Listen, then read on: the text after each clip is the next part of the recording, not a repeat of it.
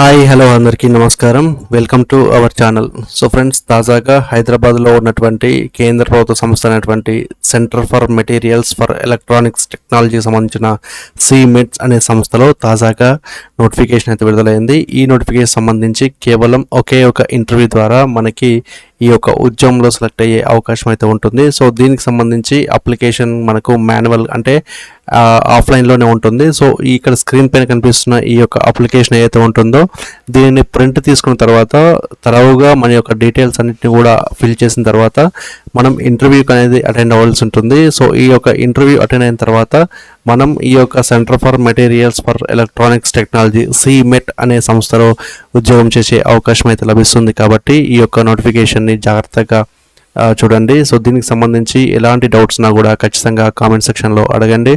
So మన channel కనుక subscribe చేయకపోతే ఖచ్చితంగా వెంటనే సబ్స్క్రైబ్ చేయండి. దయచేసి మన యొక్క ఛానల్ గ్రోత్కు మీ వంతు సహకారం అందించండి. సో ఫ్రెండ్స్, ఈ యొక్క నోటిఫికేషన్ వచ్చేసి హైదరాబాద్లో ఉన్నటువంటి సిమెట్ అనే సంస్థలో ఈ యొక్క నోటిఫికేషన్ ద్వారా భర్తీ ఉంటుంది. కాబట్టి హైదరాబాద్లో ఉన్న ప్రతి ఒక్క ప్లేస్ నుంచి కూడా బస్ ఫెసిలిటీ అనేది మనకు ఈ యొక్క సంస్థకి ఉంటుంది. కాబట్టి ఈజీ ట్రాన్స్పోర్టేషన్లో మనం ఈ యొక్క ఉద్యోగం చేసే అవకాశం అయితే ఉంటుంది. సో ఇక మిగతా మనకు నోటిఫికేషన్ సంబంధించి అప్లికేషన్ ప్రాసెస్ చూసినట్లయితే ఈ యొక్క అప్లికేషన్ ప్రాసెస్లో మనకి లేటెస్ట్ ఫోటో ఏదైతే ఉంటుందో ఆ యొక్క ఫోటోను మనం ఈ స్క్రీన్ పైన కనిపిస్తున్న ఈ యొక్క అప్లికేషన్ని ప్రింట్అవుట్ తీసుకున్న తర్వాత ఇక్కడ మనం పేస్ట్ చేయాల్సి ఉంటుంది. అదేవిధంగా ఏదైతే మన యొక్క పోస్ట్కు మనం అప్లై చేస్తున్నామో ఆ యొక్క పోస్ట్ కోడ్, అదేవిధంగా పోస్ట్ యొక్క నేమ్ అనేది రాయాల్సి ఉంటుంది. సో ఏ పోస్ట్ కోడ్ ఉంది, ఎలాంటి పోస్ట్ నేమ్ ఉందనే విషయాన్ని మనము ముందు చూద్దాము. కాబట్టి దయచేసి ఎక్కడ కూడా వీడియోని స్కిప్ చేయకండి. ఈ యొక్క నోటిఫికేషన్లో చాలా ఇన్ఫర్మేషన్ మనకి వాల్యుబుల్ ఉంటుంది కాబట్టి దయచేసి స్కిప్ చేయకండి. అదేవిధంగా కేటగిరీ వచ్చేసి మనం ఏ కేటగిరీకి సంబంధించిన వారమో ఆ యొక్క కేటగిరీకి సంబంధించిన దాంట్లో టిక్ చేయమని మనకు ఇక్కడ చూపిస్తున్నారు. కాబట్టి మీరు అన్రిజర్వ్డ్ అయితే కనుక ఇక్కడ టిక్ చేయండి, ఓబీసీ అయితే ఇక్కడ టిక్ చేయండి, ఎకనామికల్ వీకర్ సెక్షన్ అయితే ఇక్కడ టిక్ చేయండి, ఎస్సీలు అయితే ఇక్కడ టిక్ చేయండి, ఎస్టీలు అయితే ఇక్కడ. సో ఇక్కడ మన యొక్క కేటగిరీకి సంబంధించి ఇక్కడ మనం క్లిక్ చేయొచ్చు. అదేవిధంగా మీ యొక్క నేమ్ ఆఫ్ ది క్యాండిడేట్ వచ్చేసి క్యాపిటల్ లెటర్లో రాయమని చెప్తున్నారు. సో క్యాపిటల్లో ఉంది కాబట్టి ఖచ్చితంగా మీ యొక్క ఎస్ఎస్సిలో ప్రింట్ అయిన విధంగా మీ యొక్క పూర్తి పేరు ఏదైతే ఉంటుందో ఆ యొక్క పూర్తి పేరును మీరు క్యాపిటల్ లెటర్స్లో ఇక్కడ రాయాల్సి ఉంటుంది. అదేవిధంగా మీ యొక్క మదర్ నేము, మీ యొక్క ఫాదర్ నేము, లేదంటే భర్త పేరు. అదేవిధంగా డేట్ ఆఫ్ బర్త్ వచ్చేసి మనకు ఖచ్చితంగా ఎస్ఎస్సి ప్రూఫ్ అయితే పెట్టాల్సి ఉంటుంది. దానికి సంబంధించిన ప్రూఫ్ పెట్టాలి. అదేవిధంగా డేట్ ఆఫ్ బర్త్ అనేది మీకు ఆ ప్రూఫ్లో ఏదైతే డేట్ ఆఫ్ బర్త్ ఉందో దాన్ని మీరు ఇక్కడ రాయాల్సి ఉంటుంది. So age as and date of walk on interview. So walking ఇంటర్వ్యూలో మనకు అటెండ్ అయ్యే డేట్ నాటికి మీ యొక్క ఏజ్ ఎంత ఉంది అనే విషయాన్ని మీరు ఇక్కడ రాయాల్సి ఉంటుంది. అదేవిధంగా మీ పూర్తి డేట్ ఆఫ్ బర్త్ కూడా ఇక్కడ రాయాల్సి ఉంటుంది.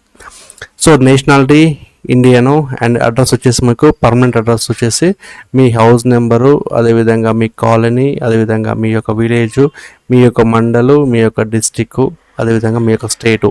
సో ఇక్కడ పూర్తి డేటా కూడా రాయాల్సి ఉంటుంది విత్ పిన్ కోడ్ నెంబర్తో సహా.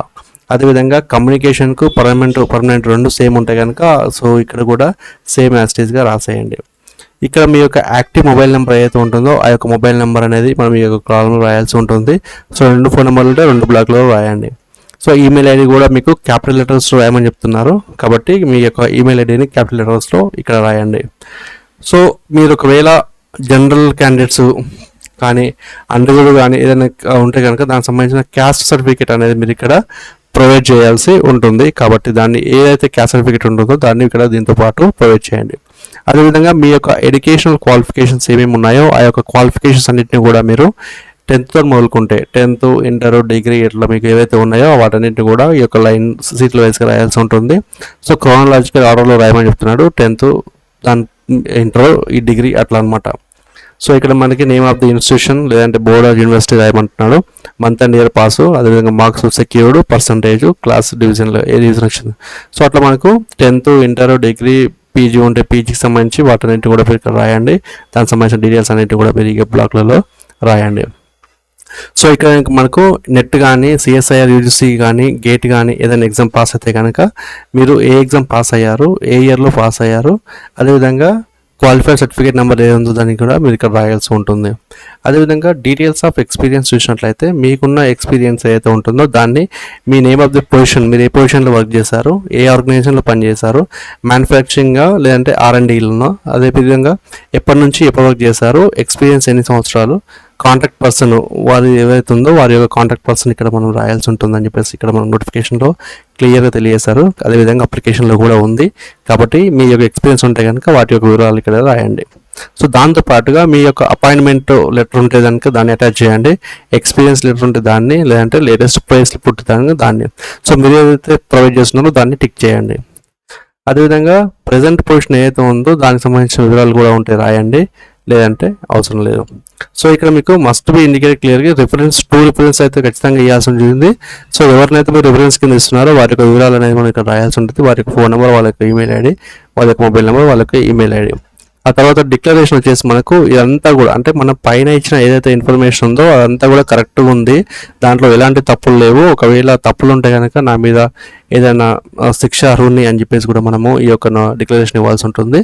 సో ఇక్కడ మీరు దానికి సిగ్నేచర్ ప్లేస్ చేసిన తర్వాత, ప్లేస్ అండ్ డేట్ ఇచ్చిన తర్వాత మనము ఈ యొక్క ఇంటర్వ్యూకు ఈ యొక్క అప్లికేషన్ ఫామ్ తీసుకొని వెళ్ళవలసి ఉంటుంది.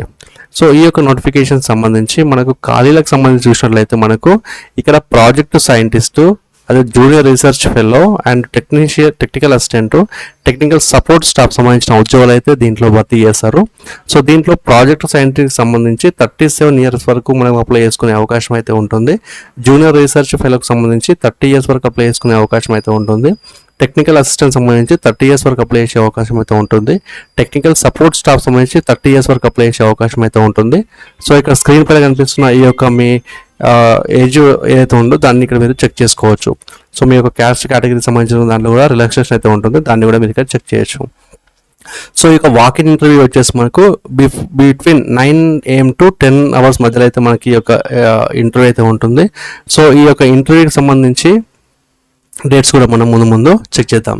సో ఈ యొక్క టెక్నికల్ సపోర్ట్ స్టాఫ్ సంబంధించి మనకు ఫస్ట్ క్లాస్లో ఐటీఐ, మెటలర్జరీ, కెమికల్ లేదంటే మెటలర్జరీ ఫిట్టర్ సంబంధించిన దాంట్లో ఫిట్టర్ కానీ, మెకానికల్ కానీ, కెమికల్ కానీ, మెటలర్జరీ సంబంధించిన దాంట్లో 60% మార్క్స్తో అంటే ఫస్ట్ గ్రేడ్లో పాస్ అయిన వారు ఎవరైతే ఉన్నారో వారు ఈ యొక్క టెక్నికల్ సపోర్ట్ స్టాఫ్ సంబంధించిన దాంట్లో అప్లై చేసుకోవచ్చు. సో వీరికి డిజైరబుల్ కింద 2 years ఎక్స్పీరియన్స్ ఉంటే కనుక వారికి అడ్వాంటేజ్ అయితే ఉంటుంది. ఒకవేళ లేకున్నా మనం అప్లై చేయొచ్చు. సో ఈ యొక్క ఉద్యోగానికి సంబంధించి మనకు 16,000 per month శాలరీ అయితే ఉంటుంది. అది 30% హౌస్ రెంటల్ అలవెన్స్ కూడా ఉంటుంది. సో మొత్తం కలిపి మనకు 20,800 rupees అనేది మనకు పర్ మంత్ శాలరీ అయితే ఉంటుంది. సో టెక్నికల్ అసిస్టెంట్ సంబంధించి మనకు ఎసెన్షియల్ కింద మనకి బీఎస్సీ లేదా ఫిజిక్స్ లేదా కెమిస్ట్రీ దాంట్లో 60% పాస్ అయి ఉండాలి. లేకపోతే ఫస్ట్ క్లాస్ వచ్చేసి డిప్లొమా ఇన్ మెటలర్జరీ, మెకానికల్ ఇంజనీరింగ్లో 60% మార్క్స్ పాస్ అయి ఉండాలని చెప్పేశారు. సో 2 years ఎక్స్పీరియన్స్ ఉంటే కనుక వారికి అవకాశం అయితే ఉంటుంది. లేకున్నా మీరు అప్లై చేయొచ్చు. సో దీంట్లో సెలెక్ట్ అయిన వారికి 20,000 per month కింద మనకి 30% హెచ్ఆర్ఏ కింద మొత్తం 26,000 rupees శాలరీ అయితే ఉంటుంది. ఈ విషయాన్ని గమనించండి. సో అదేవిధంగా ఈ యొక్క జూనియర్ రీసెర్చ్ ఫెలో ఉద్యోగం సంబంధించి మనకు ఎసెన్షియల్ కింద మనకి ఎంఎస్సీలో ఫిజిక్స్ లేదా కెమిస్ట్రీ లేదా మెటీరియల్ సైన్స్లో ఎంఎస్సీ 60% మార్క్స్ పాస్ అయి ఉండాలని చెప్పారు. సో డిసైరబుల్లో వచ్చేసి 2 years హ్యాండ్స్ ఆన్ ఎక్స్పీరియన్స్ ఉంటే కనుక వారికి అడ్వాంటేజ్ అయితే ఉంటుంది, లేకున్నా పర్లేదు. అదేవిధంగా ఇది లేకుంటే ఫస్ట్ క్లాస్లో వచ్చేసి బీటెక్లో కానీ, బీఈలో కానీ మెటలర్జరీ, కెమికల్, ఎన్విరాన్మెంటల్, మెకానికల్, మెటీరియల్ సంబంధించిన సైన్స్, ఎలక్ట్రికల్ ఇంజనీరింగ్ సంబంధించిన దాంట్లో బీటెక్ చేసిన వారికి కూడా అవకాశం అయితే ఉంటుంది. సో ఎంటెక్ ఉన్న వారికి అడ్వాంటేజ్ అయితే ఉంటుంది. సో వీరికి 31,000 శాలరీ అయితే వస్తుంది. 30% హెచ్ఆర్ఏ కింద మనకి 40,300 rupees అయితే శాలరీ మనకు ఈ యొక్క జూనియర్ రీసెర్చ్ ఫెలోకి సంబంధించిన ఉద్యోగానికి అయితే ఉంటుంది. సో అదేవిధంగా మనకు ఈ యొక్క ప్రాజెక్ట్ సైంటిస్ట్ ఉద్యోగం సంబంధించి మనకి ఫస్ట్ క్లాస్ 60% మార్క్స్తో మాస్టర్ డిగ్రీలో పాస్ అయిన వారికి దాంట్లో కూడా metallurgy, chemical, mechanical engineering, waste resource engineering and management ఏదైనా ఒక గుర్తింపు పొందిన యూనివర్సిటీ నుంచి మనం ఎంఏకి సంబంధించిన దాంట్లో ఈ కోర్సులు కంప్లీట్ చేసుకున్న వారికి అదేవిధంగా 3 years ఎక్స్పీరియన్స్ ఉండాలి అని చెప్పేసి కూడా మనకు నోటిఫికేషన్లో తెలియజేశారు. సో లేకపోతే మనకు డాక్టరల్ డిగ్రీలో వచ్చేసి మనకు కెమిస్ట్రీ లేదంటే కెమికల్ ఇంజనీరింగ్ లేదంటే metallurgy, material science, physics with research ఎక్స్పీరియన్స్లో waste recycling, metallurgy, chemical processing సంబంధించిన దాంట్లో డిగ్రీ ఉంటే కనుక బీటెక్ పిహెచ్డీ ఉంటే కనుక వారికి అవకాశం అయితే ఉంటుందని చెప్పేసి నోటిఫికేషన్లో తెలియజేశారు. సో వీరికైతే మనకు 58,000 రూపాయల శాలరీ అయితే ఉంటుంది. 30% హెచ్ఆర్ఏ కింద మనకు 75,000 రూపాయలు హ్యాండ్ అండ్ క్యాష్ అయితే మనకు ఈ యొక్క శాలరీ అయితే మనకు ప్రొవైడ్ చేస్తామని చెప్పేసి కూడా మనకు నోటిఫికేషన్లో తెలియజేశారు. సో ఈ విషయాన్ని కూడా అభ్యర్థులు గమనించండి. సో ఈ విధంగా ఈ యొక్క నోటిఫికేషన్ సంబంధించి మనకు రిజిస్ట్రేషన్ వచ్చేసి మనకు 9 to 10 మధ్యలో మనకు ఈ యొక్క రిజిస్ట్రేషన్ ప్రాసెస్ అయితే ఉంటుంది. సో ఆ యొక్క విషయాన్ని కూడా అభ్యర్థులు గమనించండి. సో ఈ యొక్క ఉద్యోగం సంబంధించి మనకు వాక్-ఇన్ ఇంటర్వ్యూ వచ్చేసి మనకు ఇండియన్ నేషనల్స్ ఎవరైనా కూడా అటెండ్ అవ్వచ్చు. సో ఈ యొక్క నోటిఫికేషన్ సంబంధించి మనకు 5th May 2026 రోజు అయితే మనకు డేట్ ఆఫ్ వాక్-ఇన్ ఇంటర్వ్యూ ఉంటుంది.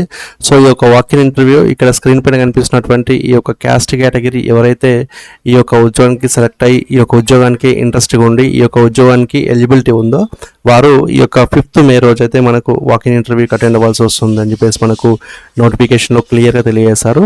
సో కాబట్టి డేట్ను సేవ్ చేసుకోండి, ఖచ్చితంగా ఇంటర్వ్యూకి అయితే అటెండ్ అవ్వండి. ఈ యొక్క centre for materials for electronics technology సంబంధించిన కేంద్ర ప్రభుత్వ సంస్థ అయినటువంటి ఈ యొక్క సంస్థలో మనకు ఉద్యోగం చేసే అవకాశాన్ని మనకు నోటిఫికేషన్ కల్పిస్తుంది. కాబట్టి దయచేసి ఈ యొక్క ఇంటర్వ్యూకి అయితే అటెండ్ అవ్వండి.